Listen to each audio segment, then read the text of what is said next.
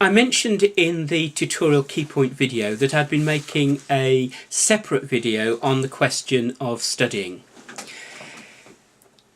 In studying, organisation is everything.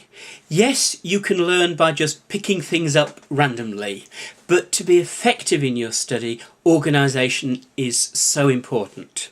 So part of it is organising time. It's very easy to have great intentions and to say, right, I'm going to set aside a whole day and I'm going to spend it all on looking at what I need to do to cover the course.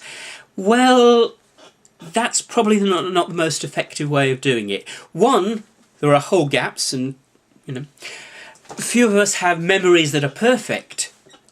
But in general, habit is very, very useful. If you get into the habit of studying, even if it's a little but often, that's going to be much more effective than saying, right, someday in the future I'm going to set aside and I'm just going to do law, because you know that on that day something's going to happen and it's not going to come about. So a little, often.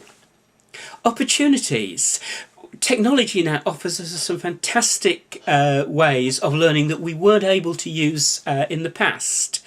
A lot more people now travel to work than happened in the past. And while you're travelling, you can, as long as you're not driving, be reading while travelling. Use those little opportunities, those little snatches of a few minutes where you can do something. Listening. Some people actually learn more effectively through listening. Some don't. Each of us has different learning styles. But could you use an MP3 player, your iPhone or whatever, to put on while you're out having a walk or whatever? So look for opportunities. You'll see that you've got the calendar for the course. Have a look at the units, have a look at the week structures, and while these shouldn't be rigid iron cages in which you have to work, they will give you a structure of what you need to look at different times in order to cover everything in the time provided. So organising time is important. Organising learning is important. Now, the important thing that I cannot stress enough is that each of us has our own learning style. I will learn things in one way, my neighbour will learn it in a completely different way. We each have our own way. Some learn better by reading, some by hearing, some by seeing pictures, whatever. Use what works for you. And particularly if you haven't done any study recently, do experiment. There are lots of different techniques that you can try. Say some will work, some won't. Use what's best for you.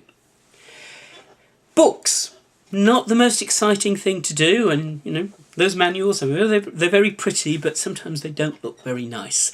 But they do have a structure, and the person or persons who've written it have written that structure. And if you can see what their structure is, you'll find it easier to follow, rather than sort of dipping in, say, there's the big manual, I'm just going to go through it. See where it's going. I mentioned in the tutorial key points video about the importance of mapping out what you're going to learn, because if you can see what you're going to do, you can see the structure that's being done, the links that need to be made in your mind are already forming before you get to the detail.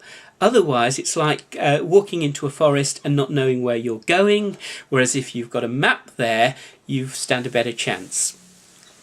So get to know the overall picture and then move on to the detail. Mind maps can be useful, and some handouts that I've sent to you have been in the form of mind maps. But do your own. I know you can buy commercially now mind maps that other people have done. The best thing is to do it yourself, because again, you are making the links. You're making that picture in your own mind, and merely reading somebody else's isn't as effective.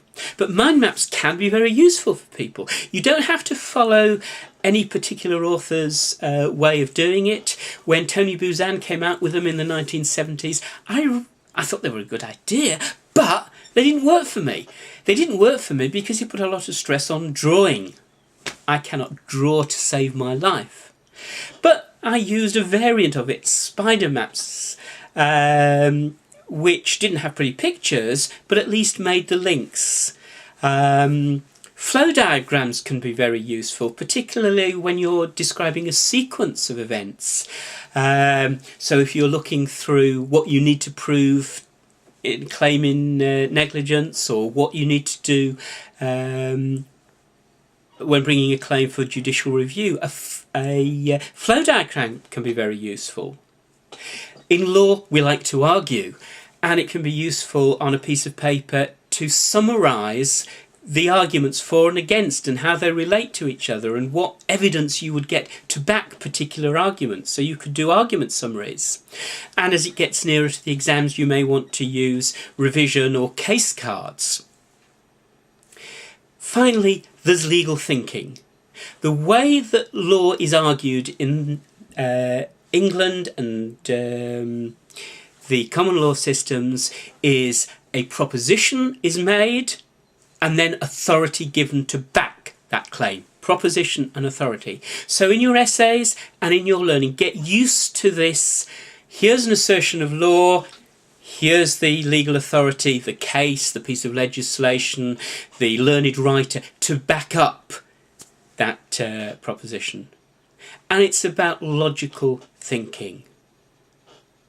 So I hope you found this useful. Again, if you've got any questions, come back to me and we can discuss it further. Thank you.